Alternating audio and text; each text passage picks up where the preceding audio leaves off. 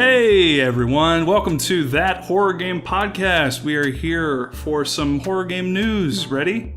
And to review the horror game. And review a horror game and preview a horror game. And preview. But for this part, we're going to do horror news. You want to go right to it? Yeah. All right. So, Resident Evil 4 is now on the Wii U. No! I like the Wii. Wait, I like which Resident one Evil is 4. this? Is this the one where he goes to Spain? Yes. Okay. That's Leon. Okay. From, I believe, Resident Evil 2. He's got a wicked, cool haircut.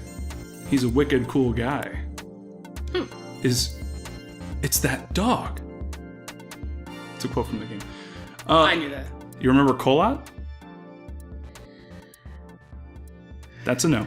Kolat No, I remember, but I don't. It was the game where I played it and I said, this is really cool, and then I replayed the beginning of it, and you were like, oh, this is stupid. I hate this. This is dumb. Is this just snow? What the fuck is this? I hate everything about this. This is stupid. Turn it off. Oh my god, you have a compass? This is dumb. Oh my god.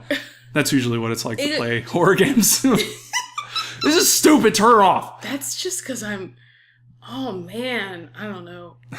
First of all, I wasn't like that. I was only a little bit like that in that I was just bored and I was like, what? Yeah, what's the point? It takes a little bit to get started, but that first part, it's what we're referencing is Kolat, a game where it's basically like this. It's a really interesting game where it's like all about exploration. It's a horror game where you're being like sort of, I don't know, like accosted. I don't want to say chased, but like you're constantly hounded by these some sort of, I haven't beat the game, so it's like some sort of spiritual force. And but you're in the mountains, and it's all snowy and stuff. And the first sort of level, quote unquote, is a tutorial level where it just teaches you like this is how you walk, this is what the area you're going to, the kind of areas you're going to go into, and it doesn't. At the very beginning, it drops you off at sort of a train track, and then there's like some buildings, and it doesn't tell you where to go. It doesn't give you a tracker. It doesn't give you points. It doesn't give you anything. You just walk around, and that was very weird for Rachel. She was like, "Well, this is dumb. Nothing's happening." So I like it though. It starts off slow. It's a slow burn. But then shit gets really weird. But it's really cool. It emphasizes like you have a compass, and you really have to know how to use a compass. And you've got a map, and you can. It's one of those cool games where you can hold the map at the same time, and it doesn't pause, and you can like read it and then put it down and look around and put it back up and hold out your compass and like try to figure out. It's fun. So the whole point of that is that Kolat is coming to PlayStation 4 on March 8th. So look out for that. That's going to be fun. Or don't. Doom comes out May 13th on PC, Xbox One, and PlayStation 4. Are you excited for Doom? I mean, no. No. Not that I this is not me hating on Doom, or anything. It's just that Doom, and I don't think that's just going to be the type of I don't know. He's typing stuff and it's throwing me off. I'm doing it for a reason. Go ahead and figure out what you're going to say, because I have something hilarious to show you. I don't have anything against Doom. It's just that it's not the type of game. Have you seen the cover art? No, for the new Doom. I haven't. Here's the Doom cover art. What? Huh. That's interesting. It doesn't look how I thought it would look. Yeah, you said that, and a lot of people on the internet say that. It is very bland and strange. Actually, one person, I'm sorry, I don't know who it was, but they took off the Doom text, and they just put on like Call of Duty, Halo. I was gonna say it's very generic. Yeah, and just like that's disappointing. Was Doom ever on the N64?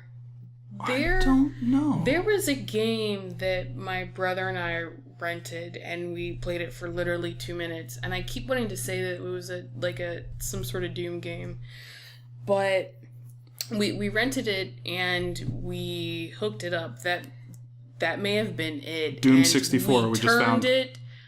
We turned it on, and all I can remember is just like it being totally dark, then there being like a red hallway, and then like someone yells and screamed, and me and my brother ran out of the room and downstairs, and we begged Mom to turn off the console, and we never played it. It was a waste of $1. We never played it.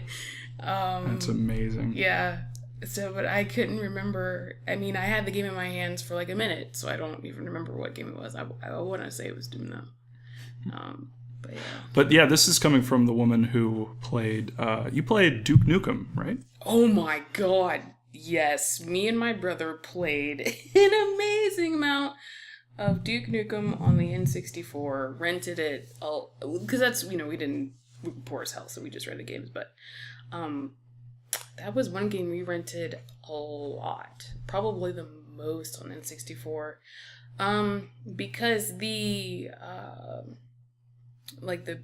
PvP in it against the NPCs was like horrific, in that they were terrifying, absolutely terrifying. There was a particular zone where that's leveled, and me and my brother would stay on this platform, and the NPCs would jump to try to get at you, and so you'd be standing on the platform, and their heads would just appear at the platform, and we would be screaming our heads off. There was something so scary about those NPCs that made it so much fun to play. But sorry, I went off on that fucking tangent. Doom is coming out soon, May 13th. Mm-hmm. Play it. I think I'm gonna get it. I grew up on Doom. Doom was the absolute first game I ever played. If you get it, I'll play it. I'm thinking I'm gonna get it. I mean, I got. But it's not something I would. I got Doom 3, and I only played that for like one chapter because the lack of a flashlight while you're holding your gun annoyed the shit out of me. But no, I grew up on Doom. Doom, I always liked it. Like even when I was a little kid, you know. Mm-hmm. That was the first thing I ever played, and then I went on to stupid games like StarCraft. Oh boy. What? No, I'm kidding. The use map setting StarCraft, where you like draw pictures on the map. So next, Dying Light's The Following expansion is available now. It actually, as of this recording, it came out. I think it came out today. Might have come out yesterday. But it adds a huge new map that's bigger than the original map. It adds drivable cars. The ones that I saw in the trailer are dune buggies. And it has an updated versus mode, where this is the mode where you get to play as a zombie and fight other players who aren't playing zombies, but they're just like normal humans trying to survive. But you get to play this huge, like, upgraded zombie with like tentacles, like it's an anime, and it just like shoots tentacles out at you, and it just like wraps you up and like spits like oil and shit on you and like kills you. But get this, you can use the cars to kill the monster. So the player who's playing the monster, you can actually get the dune buggies and like ram the monster, and then the monster can jump on your car, and you can have like an electrified car, and it can like shock the monster, and you can like fall out. It's. I watched the trailer for it. It looks pretty fun. Dying Light's a game that I've been meaning to play. I've heard pretty good things about it. The story apparently is really simple, but the actual gameplay is apparently really, really fun. And it has this sort of the parkour in it. It's actually really well done, apparently. And the whole point is, it's kind of like the game Lava, where you don't touch the ground. Like you touch the ground, you're basically asking to get hurt. But you're like jumping from light post to lamp post to like cars on top of the roofs of cars. And apparently it's really well designed, and it gets way more hardcore at night when monsters are coming out and they're just like swarming you and shit. It looks fun. It looks interesting. I've been meaning to play it for a while, and now I think I will, because the expansion comes with the main game. So cool. Yeah, they have like an updated version, which companies usually do for that sort of thing. Anyway, so here's a really big thing that I think you will find vastly entertaining. Okay, Broken is a new game on Kickstarter. It's a third-person horror action game that's being made by a team of Blizzard veterans. And that, namely, is, do you know a guy? Rachel's a huge World of Warcraft and, I don't know if I'd say Blizzard fan, but you love the lore of Warcraft, the World of Warcraft. I wouldn't say that I love it, but I would say that I know it. More than I care to admit. Okay. Does Joey Ray Hall ring a bell? Nope. No? Mm-mm. He's I'll tell you. So Joey Ray Hall worked for Blizzard for quite a while and is featured in a few of their games. There's a cooking NPC in WoW, and several NPCs in StarCraft that are named after him. The cooking NPC in World of Warcraft is a goblin. and his name is Joey Ray. I don't know if you'd remember that. But and the bar in StarCraft 2 is also named after him. It's called Joey Ray's Bar. That's the bar at the beginning of the game. I think it might appear later, but I just remember it from the first. Like, did he stick this on the Kickstarter page? Yes. Okay, that's pathetic. Go on. So he also facilitated, this is his biggest claim to fame, he facilitated the South Park World of Warcraft episode and served as the inspiration for He Who Has No Life, the large WoW-playing and antagonist in that episode. The game itself looks pretty bad, and the cinematic has awful visuals, and the plot is... It looks like... You remember those old StarCraft cinematics, the CGI scenes, where it was just like, oh, let's grab a beer. Oh, no, we got attacked by a Hydralisk. Those were great back in the day. Those were fantastic. I loved those. Not so much these days. These days, they're kind of antiquated. The cinematic that is on Broken's Kickstarter page is on par with those visuals. It looks not so good. I didn't know about this. And honestly, I just find it funny that he's using there's an NPC named after me. First of all, Blizzard names like all the NPCs after someone. They name their NPCs after players, for fuck's sakes. If you have created a guide, if you have made a post on the forum, there is an NPC in that game with your name on it. Yeah, it's interesting because Joey Ray is looking at his credits and looking at his IMDb profile. His biggest claim to fame, besides facilitating the World of Warcraft episode of South Park, was he was the dude who made the bonus DVDs for StarCraft and Diablo. Jesus. I just imagine him like being the DVD maker. Yeah, no, literally. Okay. And his other credits are sort of on par with those. He's basically he's a video editor, and he doesn't really. The credits that he did have, he had some CG chops, but from what I could tell, he was largely the advertising editor, where he would cut things down to be 30 seconds, 15 seconds, whatever spots they needed. And he facilitated some of the cinematic scenes in some of the games like StarCraft 2. So I don't know what that exactly means. Basically, I couldn't find anything that specifically said. Gives a shit. Yeah. And the game looks terrible. Anyways, check it out. Check it out. This other game is much more interesting. The Solus Project comes out February 18th for Steam Early Access and GOG Games in Development. In this game, you fight the environment and try to survive the elements to uncover secrets on an alien planet. The graphics look amazing. They're really nice. They're using Unreal, the new Unreal Engine, and it just looks so good. And I love it when games just have this. They want you to naturally come across stuff. They want you to, like, Fallout 3 did this really, really well, where you just naturally come across these landscapes that you naturally explore on your own and figure out things and piece things together without the game necessarily telling you exactly what's going on. Like you stumble into some sort of an area and you see, like, mines planted everywhere, but they're all blown up, and you're like, oh, what's that about? There was obviously some sort of a fight, stuff like that.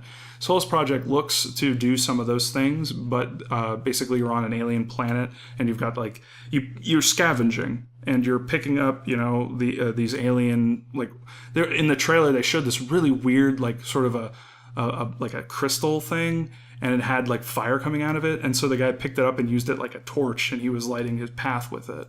And so it's like that sort of natural sort of finding stuff and coming across it. And in the game, it's interesting that you have to monitor on the harder levels. You have to monitor your body heat, and you need to make sure that you're not in really cold places for too long or really hot places for too long, and that you can find cover against these things. And you need to make sure that you get indoors when it's raining outside so that you don't get too cold and suffer hypothermia and get sick and that sort of thing. It looks interesting. I'm definitely gonna check it out when it comes out on Steam. So yeah, that's that's all I got for news. You got anything? Nope. You want to share more tidbits about your Duke Nukem playing habits? Nope. Nope. All right. We'll see you in a bit.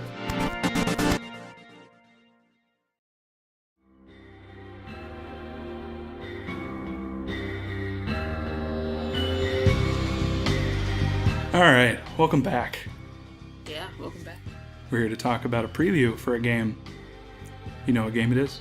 Yeah, it's called We Happy Few. Mm-hmm. We just watched the trailer. What did you think of it? You know what? That actually looked really interesting. You know what game it reminded me of? I actually haven't played it. It's a series. Oh gosh, you know what? I shouldn't have even mentioned it because I don't remember what it is. It's a first-person survival game, and BioShock. I think BioShock? For some reason it reminds me of BioShock. Yeah. More like BioShock Infinite, but it has that sort of vibe to it. So We Happy Few is a first-person survival horror game. I don't know about, maybe horror is taking it to an extreme, but you gasped during the trailer. I did. In the trailer, you get hit with a frying pan and a shovel. And yeah, that's scary to me. So the game is about, here's the interesting thing that you might not have gotten from the trailer, and I certainly didn't until I read more about it. We Happy Few is a sort of survival roguelike, where you remember that game that we were talking about earlier, Routine, where you start off the game as a completely new person and it doesn't save. Once you die, it's permanent. Yeah. This is like that. Every time you start a new game, you start as a different citizen of this dystopian, future past dystopian world, and basically you are trying to navigate and figure out what's going on and escape this area, this whole countryside, and all of the people around you are on this drug called joy, and that makes them weird and strange. And the entire time, you're basically hiding in plain sight. That's the goal of the game. That's the idea, where you have to sort of pretend to be on joy. You have to, meld into the everyone while also completing objectives and trying to get away, and fighting off people when need be. There's another trailer where that has some pretty intense fights in it, including one where a dude is trying to stab you with a needle and he succeeds. And it's pretty cool looking. The visuals are interesting, really rock band Beatles-esque, but also very BioShock-y. It definitely has that sort of aesthetic to it. But it's survival roguelike. You start off and you just try to make it. And you might think that because of that, it doesn't really rely much on story, but their website does tease a very story-centric game. So I don't know exactly what that means. I'm interested to see how they handle it. But yeah, it looks promising. I'll definitely play it. And Rachel, you seem interested. I just from the trailer alone, which I mean, usually I normally I would be like, that trailer doesn't tell me anything. But no, I'm totally interested in playing that game. So when does it come out? Did you say when it comes out? Yeah, the website just says 2016. So yeah, sometime soon.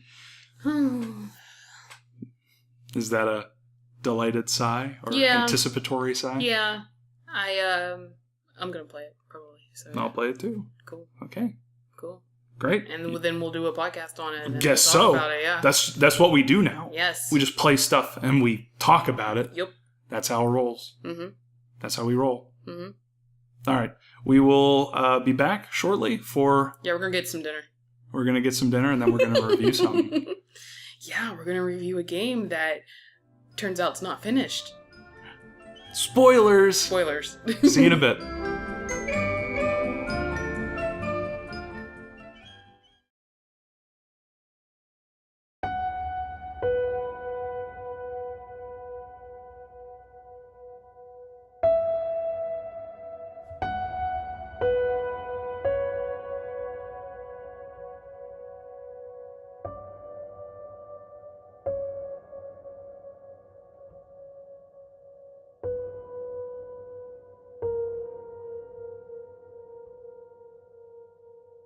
So, Layers of Fear is a game that came out last year in August and has been... I did not know this. I thought this was a finished game. We teased this in the last segment, but yeah, I went into this thinking that this was a totally 100% finished game, and nope. But yeah, it came out last year, August, and they've been slowly adding to it since then. And it's for PC. It's coming to PlayStation 4 next week.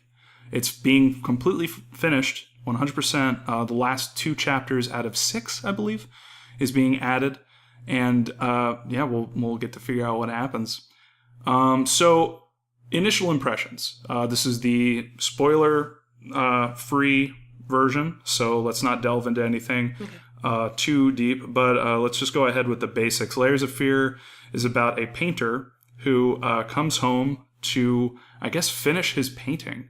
And through the course of the game, you sort of figure out what's going on with the guy, what his backstory is, who else lives in the house, including spoilers, a rat. It's not spoilers, but it's just a funny little thing that happens at the very beginning of the game, and they tease it. They do a pretty good job with the story so far as we know.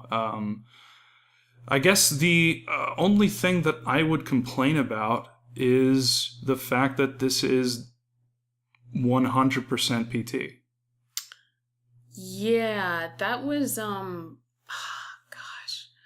I don't really know what to say. When you started playing, I got a PT vibe just through the scenery. See, at the very beginning, I got more of a Amnesia vibe because of the way that the doors open. That's a dumb thing. But that's what I meant to say. And the graphics, while good, they're not like PT level. They're okay. Yeah. But they're not like tippy top. And then I don't know how to say it without giving spoilers, so I won't. But just later, as you play more of the game, it's just very PT-ish, like very. And it doesn't need to be. And I don't know if they were just in the middle of the game and then PT came out and they were just like, oh, let's just put that in here. Well, PT came out a year before this was released. So if memory serves, PT came out... Yep, says here PT came out around August of 2014. So I can't believe I remember that. A year after. That's because PT was so horrifying. Right. And, I say this, I'm still trying to make sure I don't get into any spoilers, but I said this about a lot of horror games. We go through a phase of like the genre-defining horror game where everything tries to be that horror game. We had it a little bit with The Last of Us. We had it to a ridiculous degree with Slender. Everything became about finding pages and shit and having something chase you, or having elements of that, like completing some sort of a task, and then the more you complete that task, the more chances for scares you have. That one just got mimicked to death, and now we're in sort of and then they had Five Nights at Freddy's, which I don't know if you've noticed this, but so many games on Steam are just mimicking the shit out of it. It is crazy. And now we have PT, where all of these games are desperately trying to play on the looping, the idea of looping, the idea that if you do certain things, then you will get a jump scare shoved in your face. And and there's a lot of that. I mean, the entire game, you're being like guided in just it feels like in one direction. There's just massive amounts of looping, and that you go into what we assume is your house, and the house gets bigger and bigger and bigger. Because and you might actually think that that's like kind of a spoiler, but honestly, we don't know. Like, the game isn't finished, so it's kind of hard to spoil some of this stuff. We don't want to spoil any particular scares, but yeah. I mean, well, I would say there's a story that's evolving, and I won't mention we won't that comment in this. on that. But you're gonna, as soon as you start playing, you're gonna notice really quick where they're going with it. Yeah, and how it's just kind of loopy.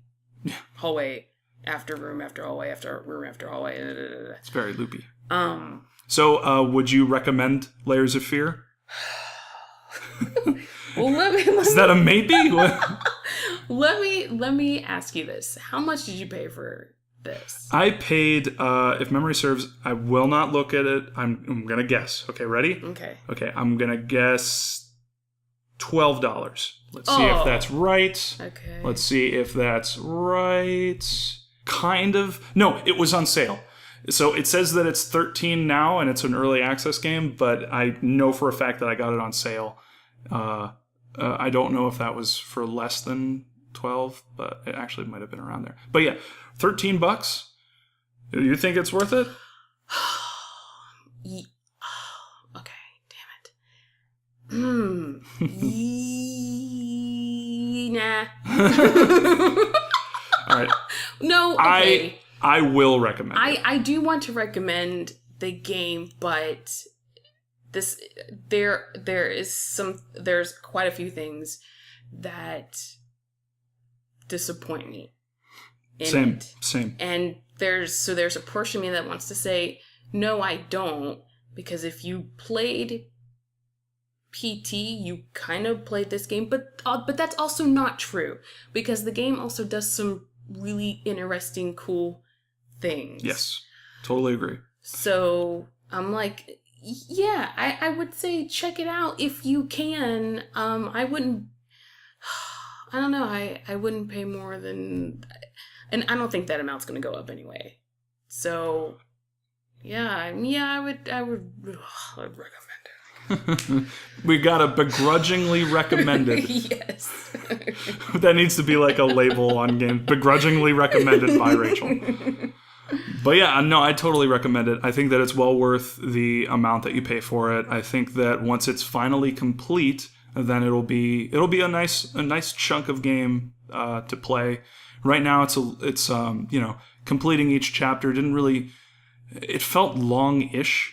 But it didn't really feel like it overstayed its welcome. It's trying to do it knows what it set out to do, and it does it pretty well.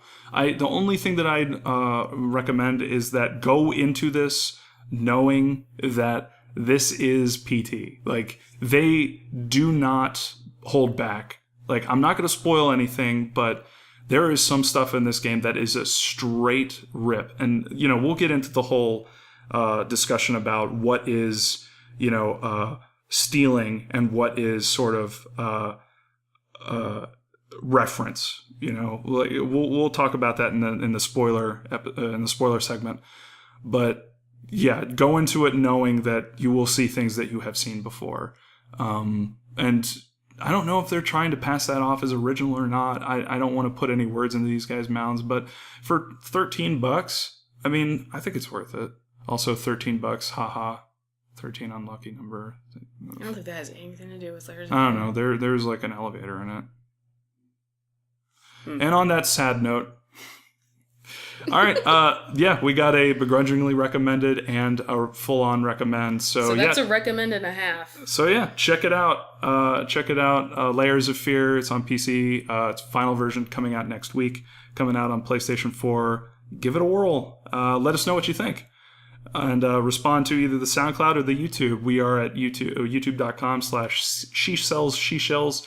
I fucked up my own name. That's actually the reason why I made it, so that when people try to say it, it messes them up.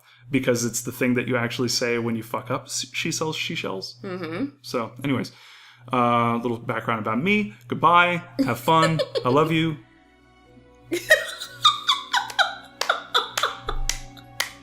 Keep that in there, please. Or I'll fucking punch you. I'm gonna listen to that podcast, and if that's not in there, I'm gonna punch you.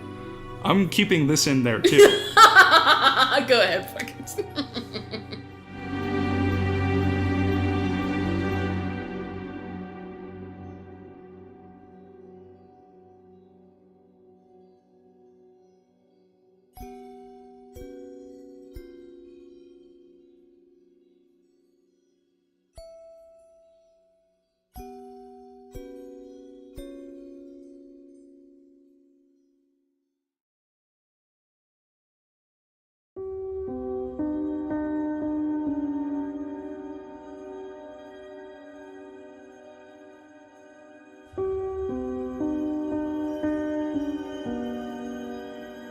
All right, Layers of Fear, spoiler talk. Get out of here. If you don't want spoils, you got to get out your joils. We're going to spoil it. What's a joil? I don't know. Let's figure that out later. So, Layers of Fear is PT, and I do not mince words about that. The main scare in the game is almost identical. Like, shot for fucking shot. For the Lisa scare in PT. Yes. That happened, and I was taken aback. Yeah. I had a back, and that got taken away. It was super disappointing because the game actually starts out original. Well, to me, aside from, it seems similar to Amnesia because you're just like opening stuff. But here's the thing in this game: you're going to be opening. It should, instead of being called Layers of Fear, honestly, I'm not even sure why it's called Layers of Fear. It should be called like opening drawers and then like getting nothing out of it, because all you do is like open drawers. So that's as far as it goes with like Amnesia. What was I talking about? Shit, I forgot. You were talking about... No. My train of fucking... And that's fine, because, I totally get what you're talking about. I was the person playing it, you were watching, and I got frustrated because there are certain things that you will see in the game, when you try to open them, nothing will happen. There are certain, like, little drawers, there's this little, like, sort of, armoire or something. I don't know what the technical term for it is. It's basically a little desk, a tiny, tiny little desk with one little drawer on it.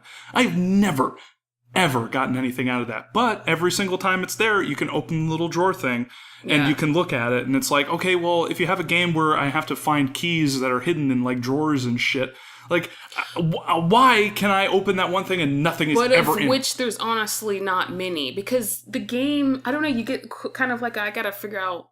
It's like a, investigation sort of whatever, but it isn't really, because it totally just like guides you forward. And so the most investigating you do is, where's the key to the next room? I gotta open like 25, desk drawers and bookcase shelves to find it. But I think what I was trying to say was that it comes off as original. You got this mystery in this house going on. Something happened with his family, and you get the vibe that he has something to do with it. Oh no, that actually does scream like PT, right? What? That's crazy. But you have these like paintings, that are kind of warping and doing their own thing. Which are cool. And then just Lisa 2.0 comes out. And Lisa 2.0 comes out and does the exact same shit that Lisa does in PT. It was just like jarring, and I can't tell you how many times like there was a like I don't even know what to call her, like Gisa or Pisa, Misa. So yeah, something. I don't know what to call her. I don't know her name. The wife, I guess. The wife. The piano playing wife. Yeah. Pisa for piano. Pisa. We'll call her Pisa. We'll call Pisa. Mm-hmm. Okay, so Pisa, at certain points in the game, will just slam the door on you. Oh, I wonder where I've seen that before. Or she'll be at the end of a hallway silhouetted. Or she'll shake in a really glitchy way. Yeah. Like, I can't tell you how many similarities there are with PT. Like, or PT was... What? I'm sorry, I totally didn't mean to cut you off. Then there's when she kills you. Which works. No, yeah, that's what I was talking about earlier. Okay, sorry, that was a shot-for-shot kill. And even the sound of Lisa when she, like, kills you in PT, like, they have that sound in the game. And then the bathroom, where you go into the bathroom, and there's, like, the tub is filled with water, and this is not in PT, but in Layers of Fear. And your reflection. I love how you have to make that distinction. And yes, that says a lot, doesn't it? Yes. So you go into the bathroom, and then there's Lisa who shows up in the mirror, and then there's the tub filled with water, and there's the baby doll in it. Yeah. And so you just go, why? What's the purpose? There's a dog. That dog. The dog agrees. He has something to say. The dog agrees with me. The dog's been out there for a very long time, and it will not stop barking. Hey, I played that game too. I know what you're talking about. Pisa? Yeah, I know her. She tried to scare me too, but it wasn't effective because I've already seen it before in another game called PT. You guys ever play that? Hey guys! Yeah, no, the game, even down to the crying that she does. Yeah. It's like identical. It's at first it was like, the game, it was pretty original. It was like, trying to do the whole, we're in a house, don't know what's going on here. Oh, there's a bunch of rat traps. That's interesting.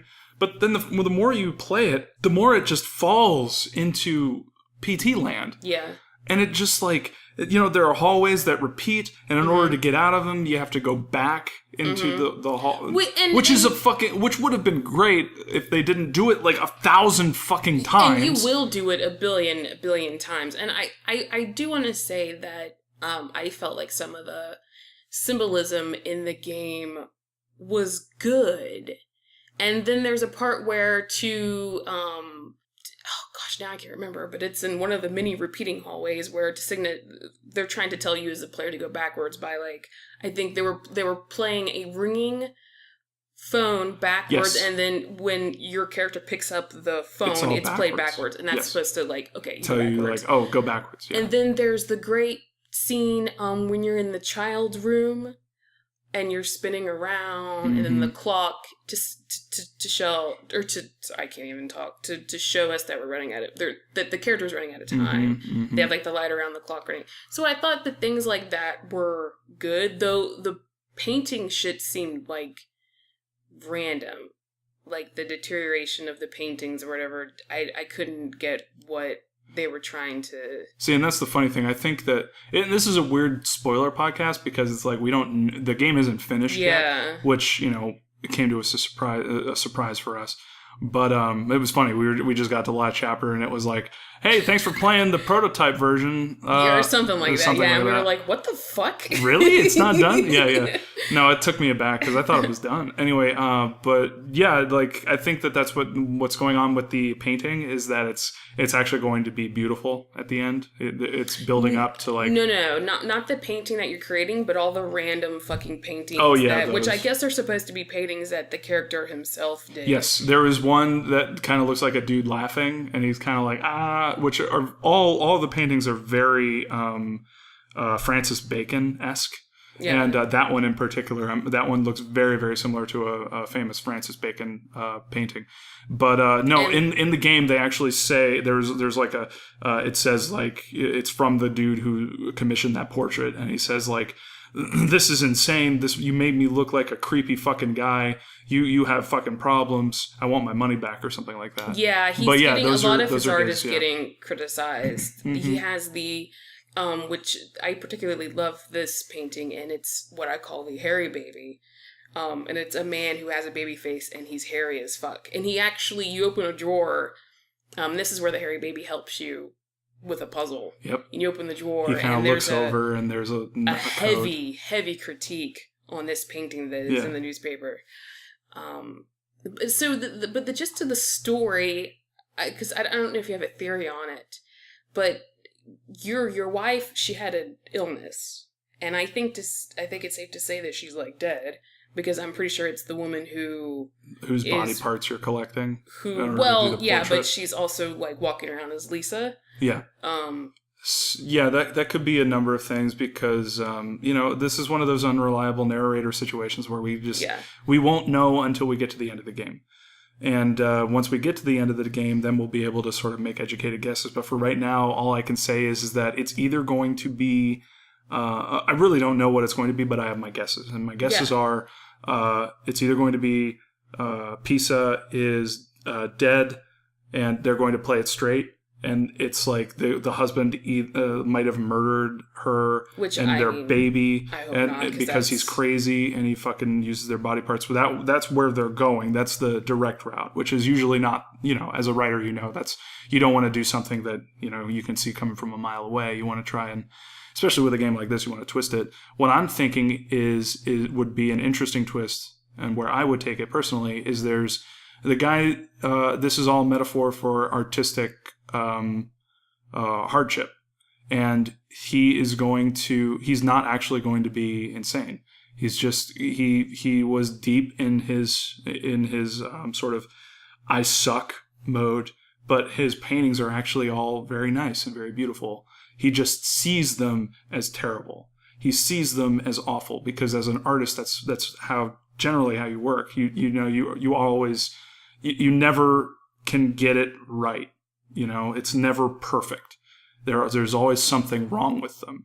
And I think that all of these things that he's saying, all these critiques he's saying, they're all sort of conjured up in his head, and that he's seeing a worse version of reality. It's skewed to him when in reality everything's fine. His wife just maybe her hands hurt. She got carpal tunnel from playing the piano too much, and it's messing with him because he was using. There was this one part in the game where he was using her as inspiration to draw, and she couldn't play anymore. So it made him really sad, and so not sad. He got really angry and started yelling at her, which fuck that guy. But and then the whole thing with the baby, that's a thing that it would be interesting if they went that route. I don't know if I would do that myself. I mean, maybe, but now that I'm saying it out loud, I don't know. It would be interesting at the very least. It would make the protagonist kind of, empathetic in that he didn't kill anyone and nothing bad really happened to anyone. He's just kind of in a zone. He's deep in the shit. Rachel keeps trying to say something, and I keep talking and making it so that she doesn't say. My memory's terrible. First of all, I didn't know that you had that theory, and I like that. You like it? I do. I think that there's the obvious route, which I hope that they don't do, which is oh my god, he killed his family. Yeah. That seems like I do get a sense though that the art that is in his house is real. The critique that he's getting is real, and that it deteriorated once his wife got sick. With that said, apparently they had a child and she's gone. There's no indication that she's dead, but she's gone. I don't want to say that he killed his wife. He could have.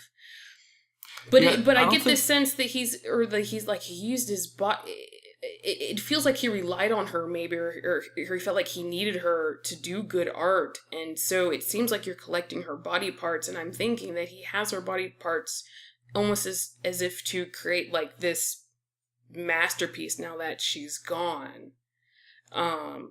But I mean, I still don't know whether he killed her or not. I hope he didn't, just because it seems like. But at the same time, when you think about all the similarities of PT, the dude, not the player you're not the character you're playing, but the husband in PT, he killed his family. And then, and I just remembered that we opened a door and there's a giant face in there.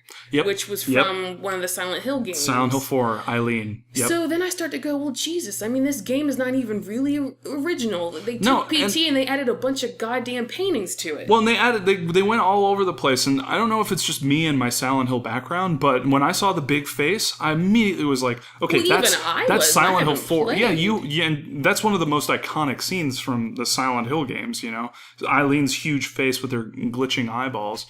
And there's that. There was this one hallway where it's like all damp and dripping, and there's all these. It just aesthetically, it was very similar to the last level in Silent Hill 2, where you're leaving the hotel and you're going to the final boss fight. When you leave, you realize that the hotel you've been in, the one that seemed fine earlier, has, it's all decayed. It seems to have survived some sort of a catastrophe, a fire, and it's like damp and like someone hosed it down, and the things are just dripping and falling. Yeah. And that's like, it's hard to overstate the fact that these are incredibly similar things.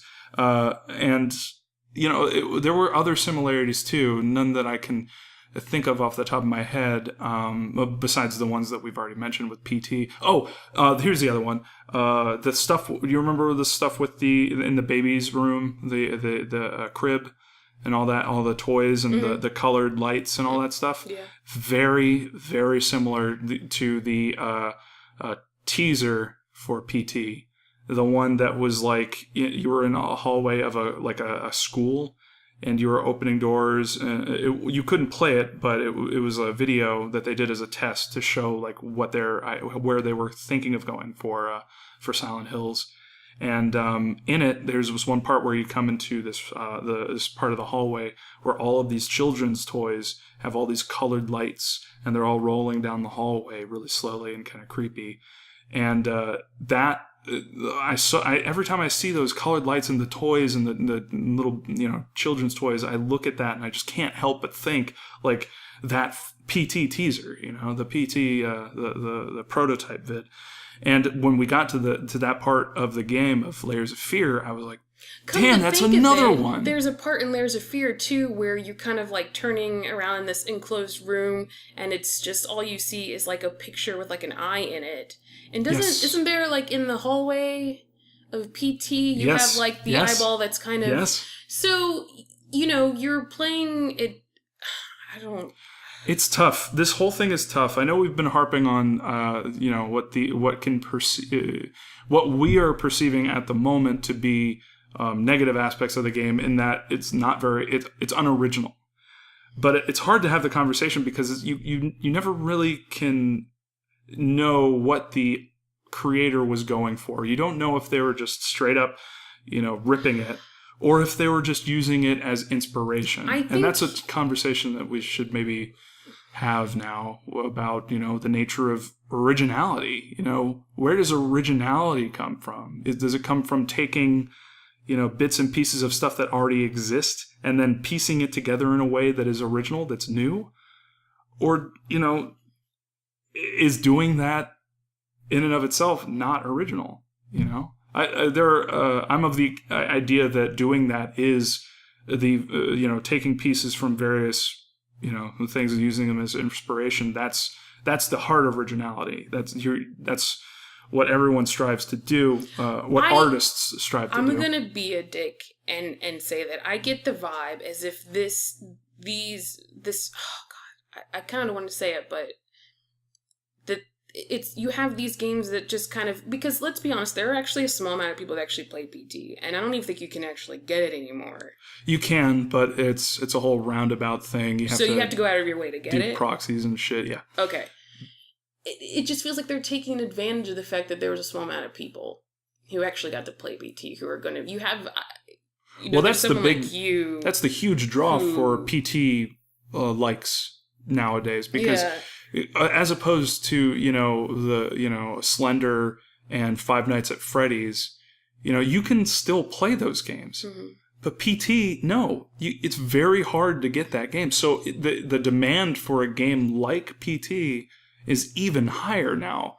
So it's, What you called it, like, it's a post-PT world we live in. Yeah. Which I thought was funny. Yeah, it's just... we went through the same thing with Slender, After that, just tons and tons of Slender likes came out, and the market was saturated, and people were just like, okay, yeah, we get it. Let's try to do something more original. It's easier to do that in the indie market, because these are people who are like, well, this was popular. This is like an indie thing, like even in books, movies, whatever, you go, this was popular. Let's recreate that. Yeah, let's get money out of it. Yeah. And so that's why I feel like I want to harp on this. But then I feel bad because, I watched you play and I enjoyed watching you play. It was visually appealing to me, aside from watching you open like a shit ton of useless fucking things. Yep. And you know what else irked me? The fact that you could open all this shit, but you couldn't pick up anything. You couldn't pick up a goddamn thing. You could pick up keys. And that's because the game is like heavily, it's another one of these movie games.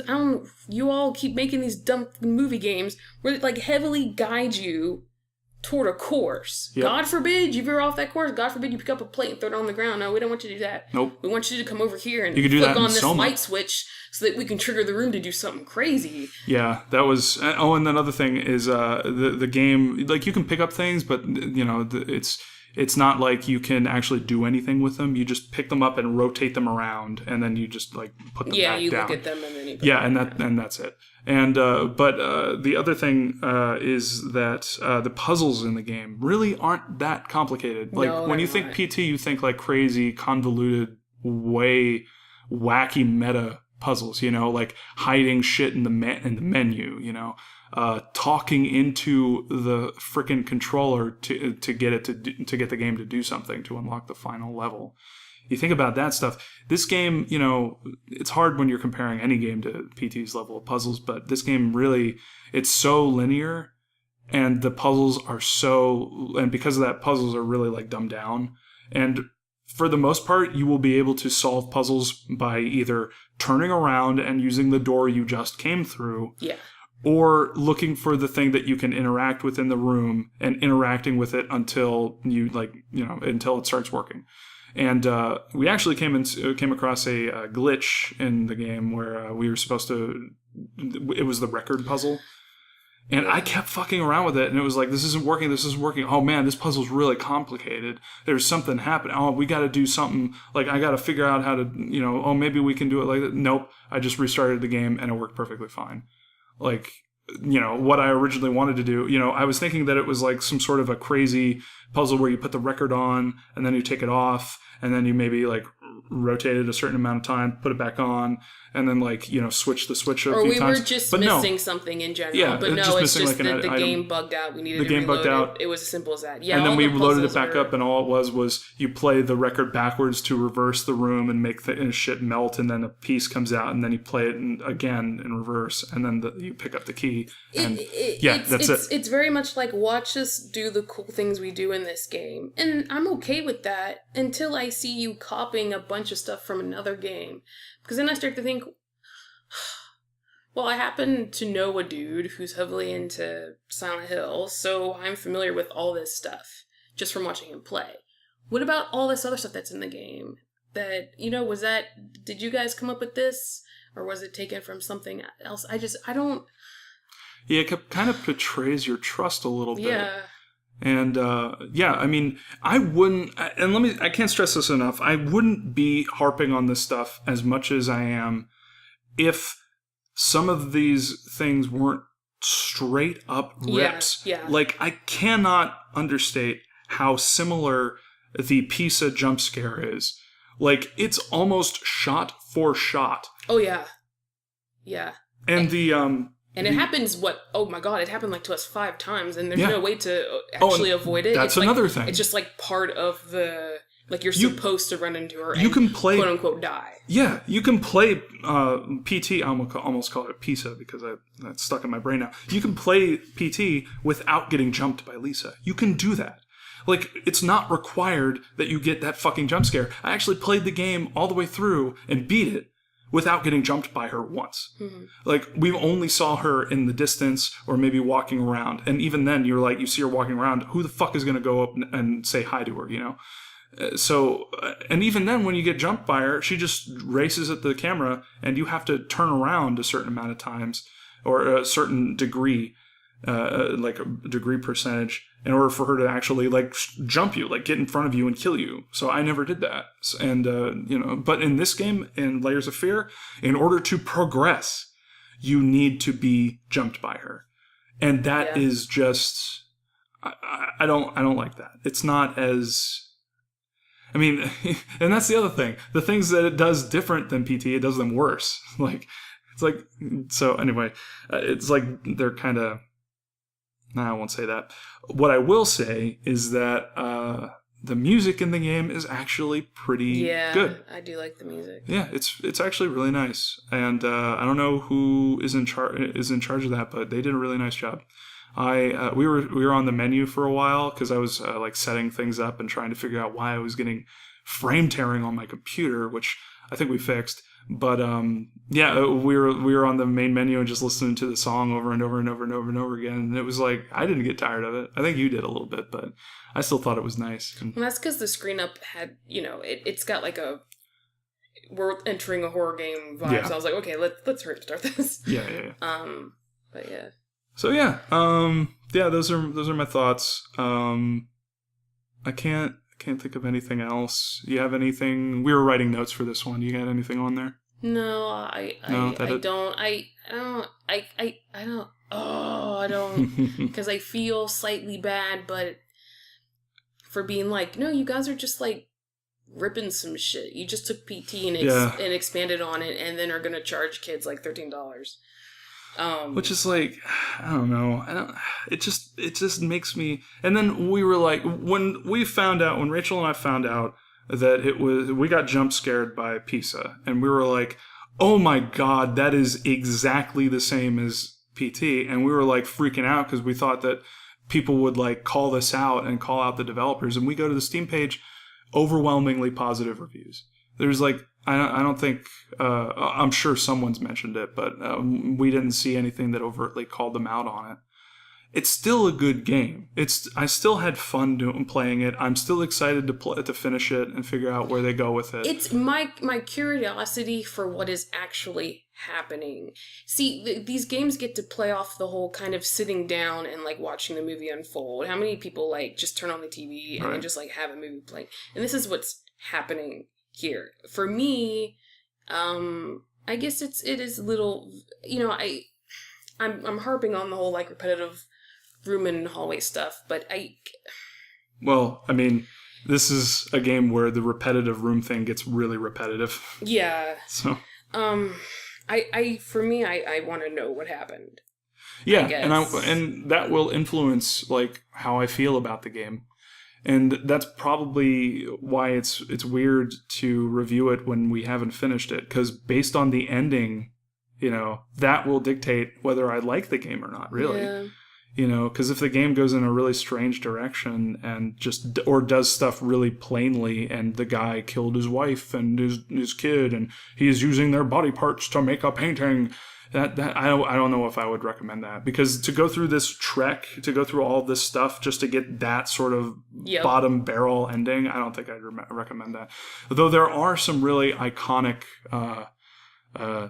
things that the game does. Like I really liked the part where you were mentioning it before with the hairy baby helping us out with the code in that room once because you hear a phone going off and you don't know where the fuck it is, and so you go over to this bookcase and pull a book, and the bookcase comes open and the hairy baby is looking at numbers on a wall, and then the phone's there and it's ringing, and so you pick it up, put in the numbers, and once you do that, then it's like, oh, okay, well, I guess something happened, and you go out, and you can easily miss this, but if you look up, like they've duplicated the rooms over and over and over and over and over and over, that's right. And it goes up really high, and you get this because what did Ashley say it reminded her of? It was a movie, wasn't it? Probably her favorite movie. What is it called? I don't know if it's her favorite movie, but no, she's been talking about it nonstop. Interstellar. Interstellar. At the end of Interstellar. Yeah, spoilers for Interstellar. Okay. No, that's her favorite movie, too. Yeah, Rachel is. Oh shit! Ashley is Rachel's sister. Yes. So just FYI. But and she was playing this with us to a degree. It was really funny, actually. She came in at one point, and we were like playing it, and nothing really scary was happening because Ashley is really, really scared of people, like scary faces. Yeah. And the classic jump scare stuff, those jump scare videos. Like the shitty jump scares. Yeah, the awful jump scares. Yeah. And we were playing it, and nothing really, like, it was just a bunch of interesting, creepy stuff. Yeah, and like loud noises. For instance, do you remember when you like opened the door and it just like flew off? Yes. And crashed, and you were like, okay, I don't know my own strength. Like, I laughed really hard at that. So it's just like stuff crashing, and like chairs would. That stuff's interesting. Yeah, no, yeah, it actually, it really, really was. And by that point, we're like, no, you can totally chill with us and watch us play, because this game is, it's got like, oh, you're tense. Mm-hmm. But, nothing is. And then, boom, Lisa happens, and she continues. Not Lisa. I'm sorry, not Lisa. It's not Lisa, it's Pisa. And she happens, and then she just continues to happen. Like, it doesn't lay off. You get to a certain point in the game where it's just like her over and over and over and over and over and over and over and over again. And we were telling Ashley, like, no, it's good. Like, you're going to be good. And then, boom. Yeah, Pisa comes. and she just straight up jump scares and she's like, she got fucked up. She's like walking behind you, like you're looking out the window, and then you turn around, and then you go into the hallway and you try to open a door, and guess what? Just like in Lisa and PT, she slams the door closed. Yep, she's there and she shoves the door closed. Like, and it was around then that we were like, okay, you know, our sort of feeling about the game was being created from the first like chapter. And how it was doing things pretty well, you know, building up atmosphere, having these little things happen, going into a room, noticing something different, and adjusting it, and then things would happen. It'd be interesting like that. But then at a certain point, it just takes a nosedive and just straight up copycats PT. Yeah. And it's, you know, they use the playground of PT or the sort of blueprints of PT to create what I would consider a fairly original game, but the blueprints are still there and they're copied to such a ridiculous degree that I'm honestly surprised that it isn't rated lower because of that. But you know, people maybe they rated it before the first and after they played like the first chapter or the first and second chapter, because the third and fourth chapter came out like a while ago. So maybe those reviews are holdovers from when they thought that they were going to get a different type of horror game. Or maybe people just really, really want more PT. Yeah, maybe there are lots of people who don't care, or maybe there's just a lot of people who left reviews that haven't even played PT. Yeah. And there's going to be way more people who haven't played PT. And if you guys haven't played PT, then come on over to my place. I'll do a speed run. I'll go out of bounds for you. I know how to do that in the game now. The scariest game, and granted, it's easy to be the scariest game when you are 45 minutes long. It's so, when you have such little time and little space, you can hone in on that and make something really good out of that. With that said, it's still like that game had me messed up for months. and I didn't even have the controller in my hand. See, the things that PT does really well, and now this is basically a review of PT. Yep, and you can blame Layers of Fear for that. Honestly. Right, honestly. Yeah, totally. But the things that, the building blocks for PT, the things that make it such a good game are horror games that have realistic graphics, that have photorealistic graphics. You really, once you get to that point, it's like so hard to do it wrong, because if it looks realistic and it's fucked up, you can do really interesting and fucked up things. Like the graphics, like I can't understate how, I keep saying that, I don't know why, but you know, the hallway, you could take a screen cap from that game and just adjust the brightness just a little bit and it will look like a fucking picture. It will look like a picture that you took in your hallway. Like that is how good the graphics are in this game. And just by doing that, just by creating a certain level of believability in the game, really goes a long way. Like that cannot be understated. For a horror game to have realistic graphics like that, that's huge. Not only that, first person, that is huge when it comes to a horror game. If you are a horror game and you're trying to do jump scares or be scary at all, being first person makes that fight to scare people so much easier, because just the nature of being first person limits your vision and makes it so that you can that people just naturally will be scared about what's behind them, what's to their side. If you scare them once, they will be tense forever. And even if you have the threat of that happening, they will be scared, because it's just the nature of first person. It's also easier to jump into the sort of mindset of the character that you're playing, and it allows you to be more empathetic with them, because you're literally seeing through their eyes. So anyway, but that's more of a mental thing. Just the nature of limiting your vision is huge. Basically, PT is good. Yeah, totally. And the other thing, the puzzles, the way that you get, like, I can't stress how, I did it again, I can't understate how good the idea is to speak to the game. Because the act of speaking into the game to get something to happen is causing you, yourself, to act and go through the game and affect it. And just the idea of doing that is like making what's happening in the game seep into reality, even just a little bit.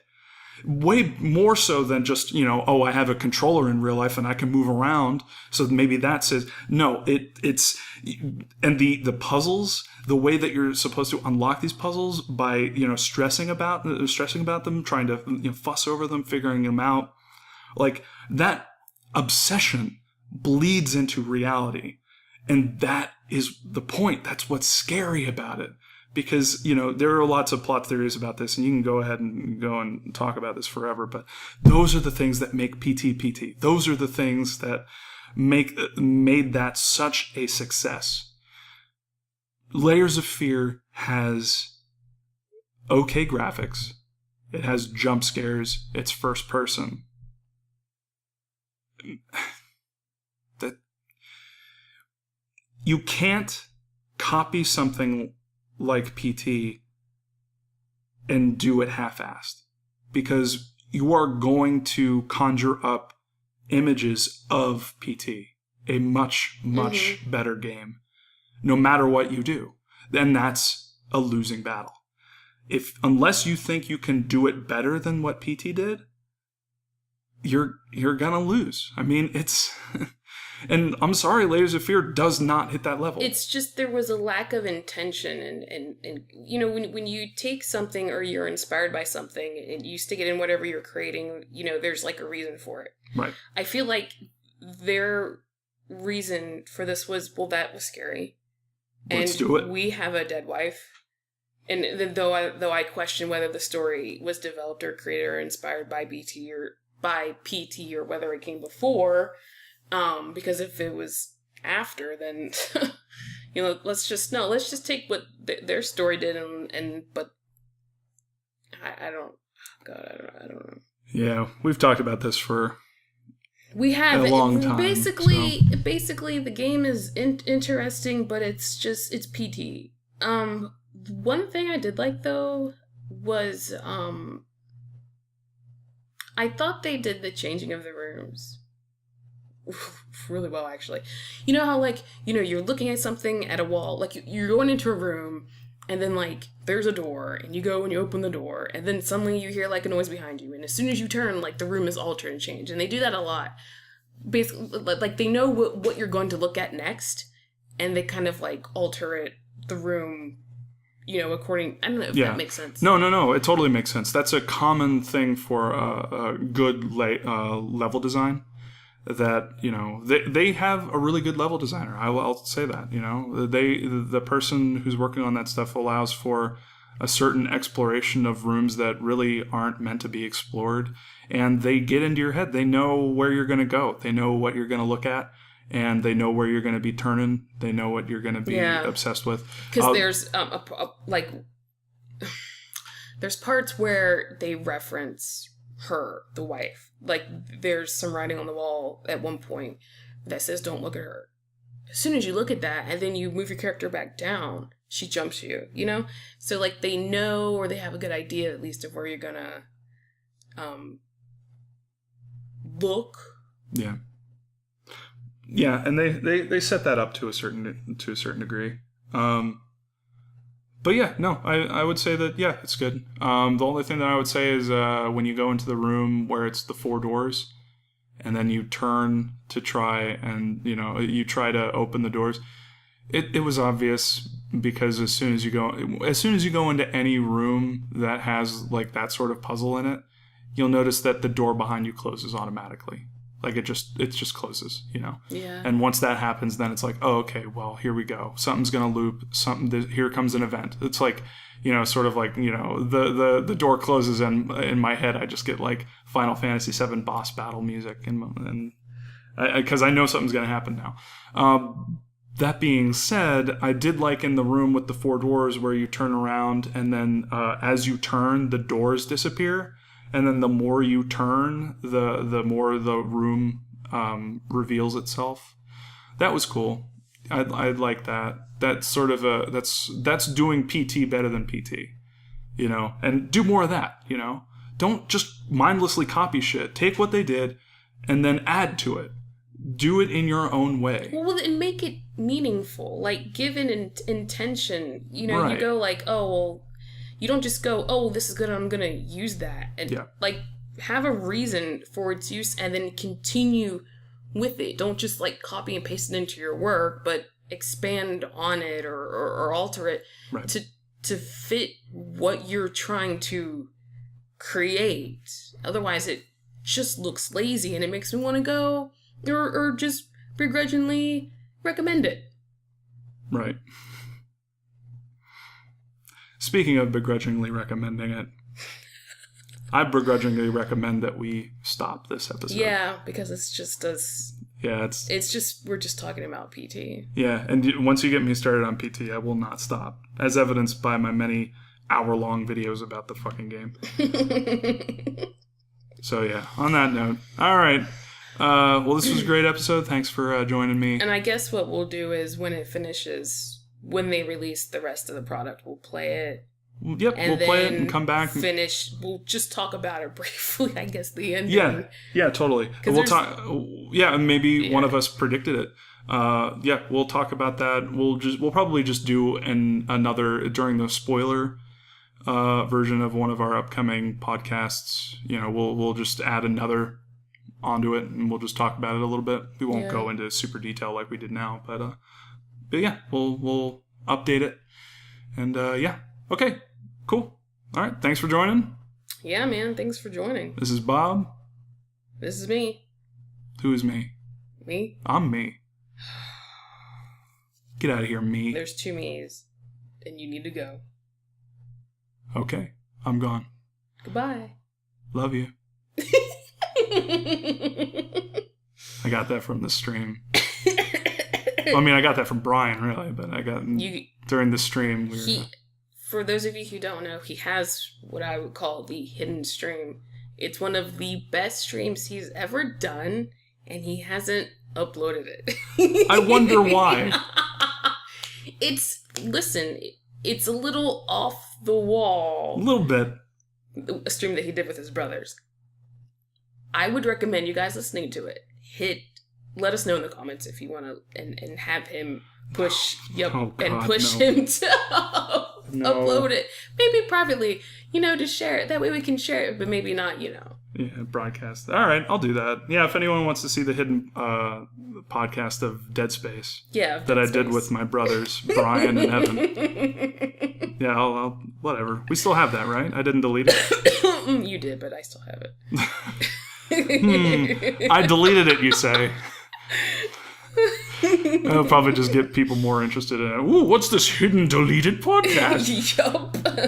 What's this hidden deleted stream? And it's just Brian saying terrible, terrible shit the entire time and embarrassing the fuck out of me. And Rachel loves that because Rachel loves Brian embarrassing the shit out of me. No. That's not true. It's just that I'm a fan of that random, spontaneous kind of awkward humor. Where Brian talks about fucking a kangaroo. Spoilers! That doesn't happen. Yeah, it totally doesn't happen. No. But yeah, no, it's great. It's a great stream. And this is a great podcast. You're a great podcast. Thanks. That's me punching you. Ow. You know me, my horror games. Oh, I get all tense. All right, we done now? Yep. Okay. Goodbye. Love you.